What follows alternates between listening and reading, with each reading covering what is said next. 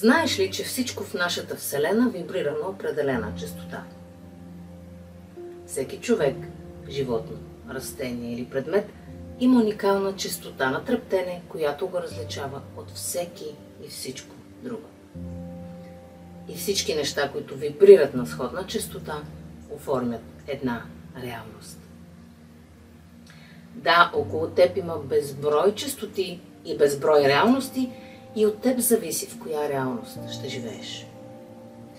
Това може да бъде обяснено доста просто, ако направим аналогия с нашите радиостанции. Както знаеш, различните радиостанции излъчват на различни честоти. И всеки път, когато се настроиш на една от тези честоти, може да слушаш съответната програма. Например, ако настроиш радиоприемника си на 97 FM, може да слушаш поп-фолк, на 99 FM рок музика, на 101 FM поп музика, на 103 FM джаз, а на 105 може да слушаш класическа музика. Това са радиостанции, които съществуват едновременно на различни честоти и техните вълни са навсякъде около теб. И ти избираш коя да слушаш. С едно завъртане на копчето на приемника превключваш от една станция на друга. Да речем, че в момента си на поп-фолк радиостанция и вече не искаш да слушаш такава музика. Вместо да се дразниш и ядосваш, че по радиото пускат само чалга, просто завърти копчето, за да смениш станцията и чалгата ще изчезне от твоята реалност и ти ще започнеш да слушаш друга музика. По същия начин е с всичко, което се случва в живота ти. Ако си на дадена честота, където преживяваш неща, които не предпочиташ, просто трябва да промениш вибрацията си и тези неща ще изчезнат от твоя живот и ще бъдат заменени с нови, които съществуват на новата честота, която си избрал. Начинът, по който се чувстваш, е индикатор за това дали си на желаната честота. Както споменах в началото, всяка една вибрационна честота около нас е една различна реалност.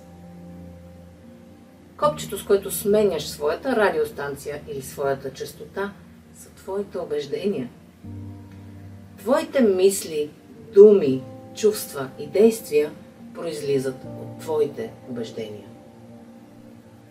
Затова, ако промениш своите убеждения, твоите мисли, думи, чувства и действия също ще се променят. С други думи, ако промениш своите убеждения за света около теб, ти ще се прехвърлиш на друга честота и ще заживееш в една различна реалност. Всяко едно убеждение е като компютърна програма. И когато допускаш тази програма до ума си, тя го програмира по начин, за който вероятно не си даваш сметка. Знаеш ли какви програми вървят на екрана на подсъзнанието ти? Погледни живота си и ще разбереш. Харесваш ли начина си на живота? Удовлетворен ли си от финансовото ти състояние? Харесваш ли тялото си? Как си със здравето? Какви взаимоотношения имаш с близките си? Ако имаш вредна програма на компютъра си, която поврежда хард диска и информацията на него, ще продължиш ли да я държиш там или веднага ще я изтриеш и ще инсталираш нова? Същото е и с убежденията ти.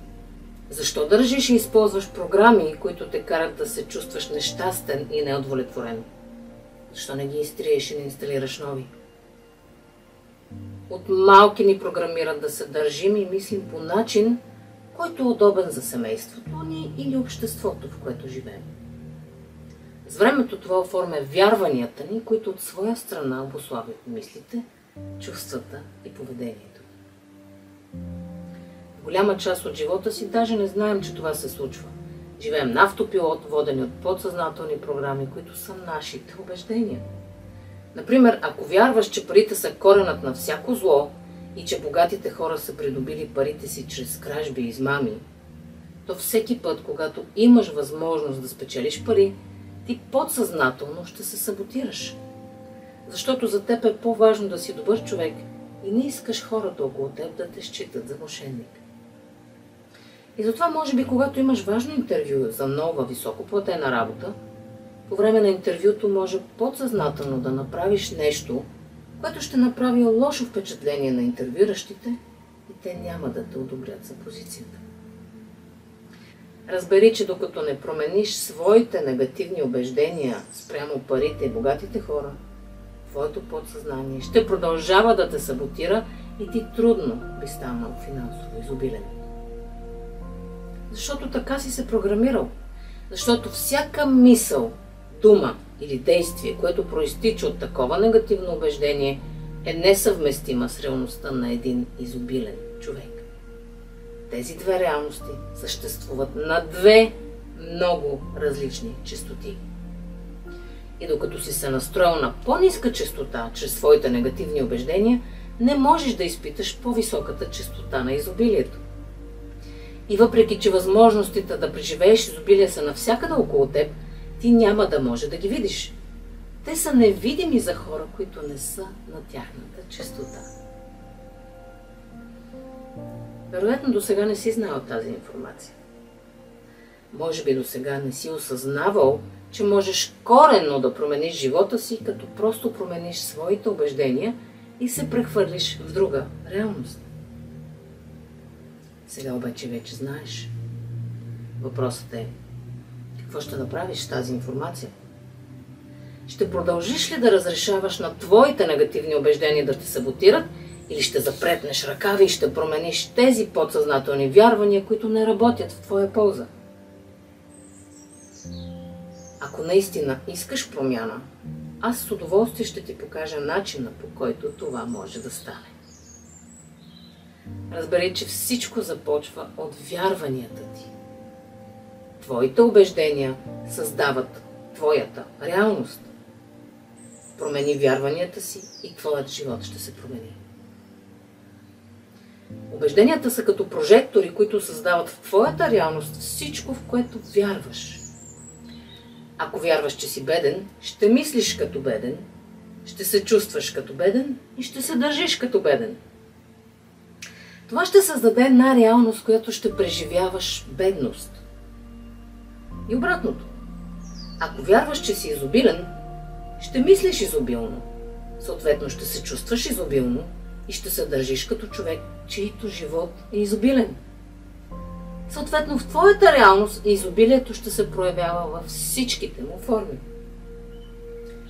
Вероятно ще попиташ, как да се чувствам изобилен, като джоба ми е празен? За да се чувствам изобилен, първо трябва да видя изобилието в живота си. Моля, разбери нещо много важно. Твоите вярвания създават обстоятелствата в живота ти, а не обратното. Това означава, че за да преживееш нещо в твоя живот, първо трябва да си на честотата, на която съществува обстоятелството, което искаш да преживееш. С други думи, за да проявиш изобилие в живота си, първо трябва да се чувстваш изобилен. Голяма част от нас си мислят, че обратното. Казват си, ще повярвам като го видя. Обаче Вселената казва, ще го видиш, когато повярваш. Няма как да видиш или преживееш нещо, ако първо не си на неговата честота. Не може да слушаш класическа музика, ако си на честотата на поп-фолк радиостанция. Трябва да смениш станцията, като промениш убежденията си. И така, голяма част от нещата, които си научил още като малък, са дошли от твоите родители, от приятелите ти, от обществото, от учителите. Ти си ги взел за истина и си ги приел като свои. Инсталирал си тези програми на компютъра си. С течение на времето, негативните убеждения започват да ти тежат, защото не са твои. Това е излишен товар, който не е нужно повече да носиш. Това, което е твое, не тежи нищо. Сигурна съм, че са ти до болка познати следните изрази. Парите не растат по дърветата. Трябва да работиш много, за да си успешен. Трябва да се подчиняваш на по-възрастните. Трябва да имаш семейство и деца до определена възраст. Трябва да имаш висше образование. и тъй нататък, и тъй нататък, и тъй нататък. Трябва. Всичко това са ограничаващи убеждения, които не са твои. Твоите родители са те учили на тях не защото са искали да страдаш, а защото те самите са били научени от техните родители, а техните родители са го научили от своите и така поколения назад. Сега обаче живеем по различен начин и е хубаво да обновяваме убежденията си според времената, в които живеем. Чудя се как ли щеше да изглежда обществото ни днес, ако все още вярвахме, че Земята е плоска, както са вярвали хората в средновековието. Всички убеждения, позитивни и негативни, подобно на търпелив скулптор, ден след ден, година след година, са оформяли животът, който живееш сега. И най-бързият начин да промениш негативните си убеждения, като първо разбереш какви са те. Как иначе ще работиш с тях, ако не знаеш, че ги има и какви са?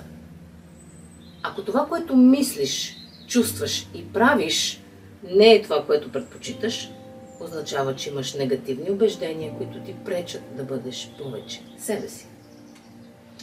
След като осъзнаеш какви са те, само тогава можеш да ги трансформираш в позитивни вярвания, работещи в твоя полза. Процесът как да разпознаеш и трансформираш негативните си убеждения е описан много подробно в моето видео "Промени негативните си убеждения с 4 лесни стъпки". Но ще ти дам общ преглед на този процес тук. Ето 4 стъпки, чрез които можеш да го направиш. Първо, открий негативното си убеждение, като си зададеш въпроса: какво би трябвало да вярвам, че е истина за себе си, за да мисля, да се чувствам или държа така в конкретната ситуация? Задай въпроса и слушай внимателно, без да настояваш и без да нервничиш. Да речем, че си се събудил с мисълта, че не си се наспал и трябва да ходиш пак на тая скапана работа, която мразиш, но нямаш смелост да я напуснеш, защото са ти нужни пари, за да си плащаш сметките. С други думи, ти вероятно имаш убеждение, че не заслужаваш да работиш това, което обичаш и което отразява истинската ти същност, или че ако го направиш, няма да ти носи необходимите доходи. Това убеждение те вкарва в ролята на жертва, че не можеш да промениш нищо в живота си и оттам нататък всичко набира скорост като лавина. Колкото повечето стоиш в този момент, толкова повече той се усилва. Това може да трае ден, седмица или години. Зависи от теб и от това колко енергия инвестираш в това убеждение. Защото енергията тече натам, където е насочен фокусът ти. Веднъж като извадиш наяве подсъзнателното убеждение, втората стъпка е да го провериш, като си зададеш въпроса: сигурен ли съм на 100%, че това е факт? Сигурен ли съм на 100%, че ако правя това, което обичам и което ми е интересно, няма да изкарвам добри пари? Знам, че познаваш или си чувал поне за един човек, който е последвал голямата си страх в живота и е бил подкрепен всякак от Вселената, включително и финансово. Когато си зададеш горния въпрос, ще видиш, че той е много преувеличен и нелогичен. Ти не вярваш в нелогични неща, нали така? В момента, в който осъзнаеш, че това убеждение е нелогично, то ще се разпадне от само себе си под тежестта на собствената си нелогичност. Тогава пристъпи към третата стъпка и го замени с ново убеждение, като се запиташ: какво вярване би било по-полезно за мен? Може да си кажеш: аз заслужавам да работя това, което обичам и което кара сърцето ми да пее. Вселената ме обича и ще ме подкрепи в моето начинание. И докато съм готов да стартирам своя бизнес и осъществя своята идея, всеки ден ще бъда благодарен за работата, която имам и която ми осигурява животът, който живея днес. Запомни, няма как да си благодарен и нещастен едновременно. И накрая в четвъртата стъпка приложи новото си убеждение, като се запиташ: какво конкретно действие мога да предприема, за да затвърдя това ново вярване? Например, може да започнеш да четеш биографиите на хора, осъществили и монетизирали своите мечти. Това ще ти помогне да повярваш, че мечтите ти могат да се осъществят и да ти носят добри доходи. Предприемането на конкретно действие ще циментира новото убеждение и ще демонстрира на Вселената, че ти си нов човек, който вече не позволява на противоречиви, подсъзнателни вярвания да го саботират. Ето така, с тези 4 лесни стъпки открий, провери, замени и приложи, ти можеш да намериш истинската причина, поради която се чувстваш по определен начин и да се освободиш от подсъзнателното вярване, което причинява тези негативни чувства, като го замениш с ново, което работи в твоя полза. И така, като се освобождаваш от твоите негативни убеждения едно по едно, твоята вибрация постепенно ще се повишава.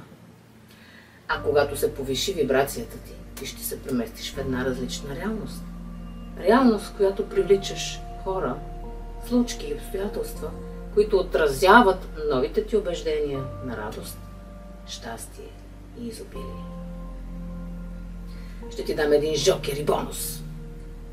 Освен чрез трансформация на негативните ти убеждения в позитивни, има още един начин да се преместваш на по-висока вибрация и това е като следваш формулата на Башар. Накратко тя гласи: следвай своето въодушевление по най-добрия начин, на който си способен, без да настояваш за определен резултат и остани в позитивно състояние, без значение какво се случва. Детайлно разяснение на всяка една стъпка от формулата може да намериш в моето видео "Формулата на Башар". Ще намериш линк в описанието. Формулата е пълен комплект с инструменти, т.е. съдържа всичко, което ти е нужно във всеки един момент. Изключително важно е да я разбереш и да я прилагаш всеки ден, за да работи за теб. Тя е едно опътване, един наръчник, който обяснява как работи физическата реалност. Да, ти може да си живееш живота без да си прочел и един ред от това опътване. Но ако ти омръзнало да се луташ и да си блъскаш главата в стената, този наръчник ще ти покаже как може да имаш един по-щастлив живот, изпълнен с радост и лекота. Затова запознай се с формулата. Това ще промени живота ти. Казвам го от личен опит. Когато действаш спрямо най-голямото си вълнение, във всеки възможен момент, по най-добрия начин, на който си способен, без никакво настояване за крайния резултат и оставаш в позитивно състояние през цялото време, тогава Вселената започва да работи за теб по позитивен начин. И по синхроничен начин тя ще ти показва какво точно трябва да направиш, в какъв ред и кога. Ето това е любимата ми част, защото не трябва да правя нищо друго, освен да следвам най-голямото си вълнение. Всичко друго се добавя и активира автоматично. Яко, а? Когато се освободиш от негативните си убеждения и започнеш да следваш своето въодушевление, ще започнеш все повече и повече да преживяваш позитивни синхроничности. Животът ти ще става все по-вълшебен, а ти ще се чувстваш все по-радостен, по-креативен, по-любящ, по-изобилен. Затова бъди наясно какви убеждения имаш. Осъзнавай какви избори правиш. Бъди наясно с историите, които разказваш на себе си, за себе си и в каква реалност живееш. Избери това, което предпочиташ. Защото ти си творецът на своя живот и ти създаваш своята реалност. Твори осъзнато. Благодаря ти за вниманието. Ако имаш нужда от допълнително разяснение или помощ с прояването на тази информация, свържи се с мен и ще се радвам да ти помогна. Скоро!